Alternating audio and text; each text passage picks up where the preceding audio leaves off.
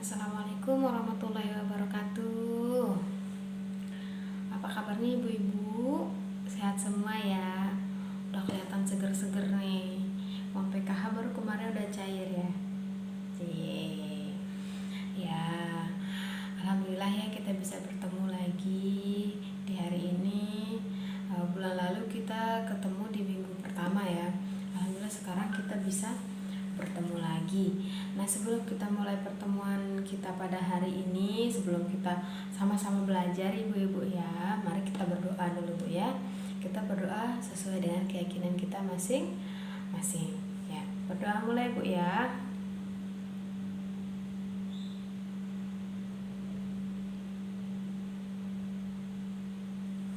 Ya, sudah Bu ya.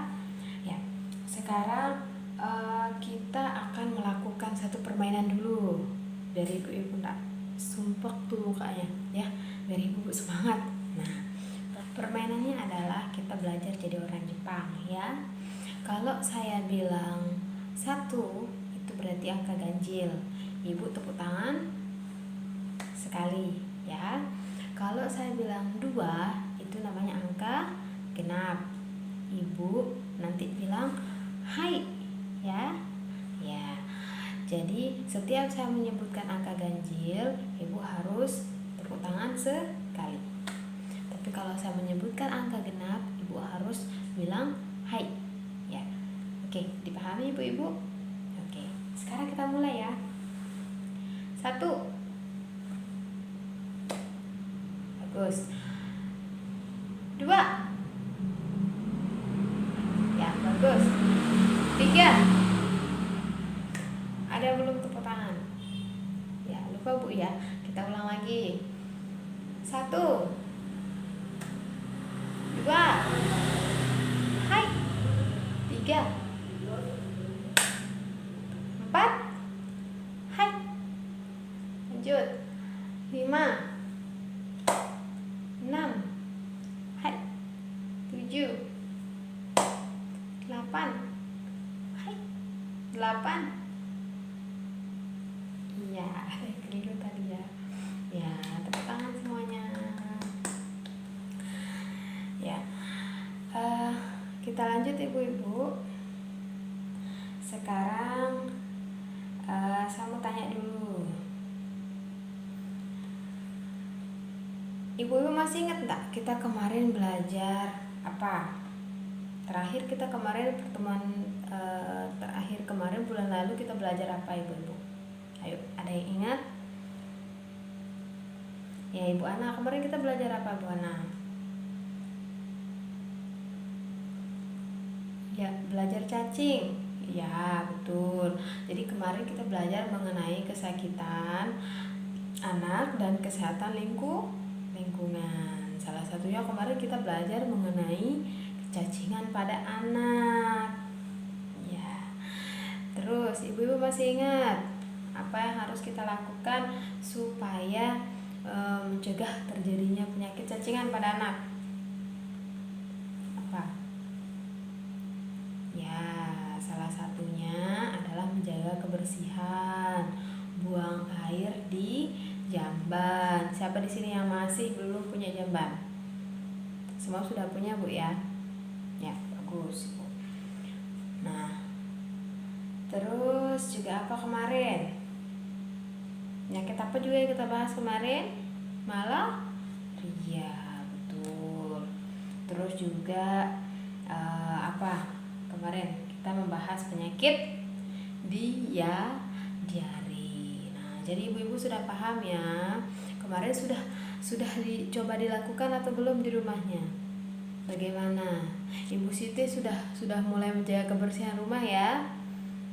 Iya, karena kemarin saya lewat di rumahnya Ibu Siti tuh masih ada tumpukan sampah, masih ada genangan air. Itu harus segera dikuras Bu ya, supaya tidak menyebabkan timbulnya jentik-jentik nyamuk ya Bu ya. Ya, yang lainnya sudah menerapkan semuanya, sudah mulai membersihkan lingkungan, sudah mulai menghilangkan genangan air ya, sudah mulai rajin cuci tangan semuanya ya. bagus ya. Ya. Nah, kalau kemarin kita belajar tentang kebersihan, tentang kesehatan, ya, tentang kesakitan pada anak-anak. Kali ini kita juga masih membahas tentang anak-anak. Tetapi kali ini kita akan membahas tentang pencegahan kekerasan perilakuan salah terhadap anak. Ini Bu ya. Ini akan kita bahas hari ini. Nah, nanti ibu-ibu di sini setidaknya bisa melakukan pencegahan kekerasan perlakuan salah terhadap anak ya, bisa berlaku lebih baik, berperilaku lebih baik lagi terhadap anaknya di kemudian hari. Kemudian bisa juga mencegah kekerasan terhadap anak istimewa. Setidaknya nanti ibu-ibu di sini mungkin ada yang punya anak istimewa ya Bu ya, anak istimewa. Iya, anaknya Bu Rahma ya. Ya, Ibu Rahma punya anak spesial ya. Ya, disabilitas. Ya, tidak bisa berjalan, tidak bisa beraktivitas sendiri, jadi kursi roda Bu ya. Nah, itu namanya Ibu punya anak istimewa. Nah, di sini kita akan belajar bagaimana supaya kita tidak melakukan kekerasan terhadap anak istimewa. Kemudian nanti juga kita akan belajar bagaimana cara mendeteksi dini kekerasan seksual pada anak, ya Bu. Nah,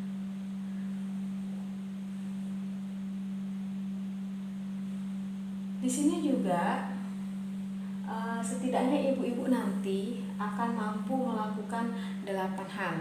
Ya, setelah belajar ini ibu harus bisa melakukan 8 hal ini. Yang pertama, ibu harus bisa menjelaskan pengertian hak-hak anak. Jadi anak-anak itu ibu punya hak juga. Bukan hanya orang tua yang punya hak, tetapi anak-anak juga memiliki hak, dan itu yang harus kita penuhi. Ya, karena setiap hak itu pasti dibarengi dengan kewajiban. Begitupun kewajiban pasti dibarengi dengan hak. Nah, ibu punya hak untuk dihormati oleh anak-anak, tetapi ibu juga berkewajiban untuk merawat anak-anak dengan baik. Begitupun sebaliknya, anak-anak ibu punya kewajiban untuk patuh sama ibu, dan mereka juga punya hak untuk disayangi, diberikan perlindungan, pendidikan dan lain sebagainya. Dan di sini nanti kita akan belajar mengenai hak-hak anak, ya. Terus yang kedua, nanti di sini juga ibu-ibu harus mampu menjelaskan klaster hak anak. Di sana nanti kita akan belajar ada 5 klaster hak anak Bu ya. Terus yang ketiga, menjelaskan pengertian kekerasan perlakuan salah. Nah, ini apa yang dimaksud dengan kekerasan, apa yang dimaksud dengan perlakuan salah. Mungkin selama ini masih ada ibu-ibu yang masih suka bentak anaknya ya. Masih ada? Masih. Kan kemarin kita sudah belajar juga bagaimana cara menjadi orang tua yang baik. Tidak boleh membentak anak, tidak boleh berperilaku kasar terhadap anak. Nah, ini juga nanti materinya akan nyambung ke sini Bu ya. Kemudian nanti juga ibu-ibu harus bisa menjelaskan jenis, contoh, dampak kekerasan perlakuan salah. Kemarin waktu ibu-ibu belajar menjadi orang tua yang lebih baik, di sana juga dijelaskan ya, apa salah satu dampak kekerasan. Ya, kalau fisiknya bisa terluka. Ya, itu salah satu dampaknya Bu ya, masih ingat ya. Terus kemudian, nah ini nanti juga ibu-ibu akan di sini belajar bagaimana cara mendeteksi dini terhadap kekerasan seksual. Nah, ini menjadi hal yang sangat penting sekali. Ibu-ibu mau punya anak laki-laki, mau punya anak perempuan, itu sama saja dijaga. Karena sekarang ini objek kekerasan seksual itu tidak hanya perempuan ibu-ibu ya. Banyak anak laki-laki yang menjadi korban pelecehan seksual. Nanti mungkin kita di sini bahasanya akan lebih vulgar ibu-ibu ya. Jadi karena kita sama-sama belajar, jadi tidak ada istilah yang terlalu berlebihan begitu, tapi kita ini hanya sekedar untuk pengetahuan. Jadi anak laki-laki dan anak perempuan sama-sama harus dijaga, karena anak laki-laki seringkali menjadi korban kekerasan seksual itu mungkin dari orang yang memiliki kelainan, orang dewasa punya kelainan seperti pedofil, kemudian juga yang suka homo. Nah, itu juga bisa anak laki-laki terkena sebagai korban kekerasan seksual. Nanti di sini kita akan belajar bagaimana cara mengenali anak-anak kita kalau sudah ada gelagat-gelagatnya yang aneh, kalau sudah ada perilakunya yang mencurigakan. Nah, itu bisa kita segera temukan. Nah, supaya tidak berlarut-larut sampai dia dewasa. Ya, Bu ya.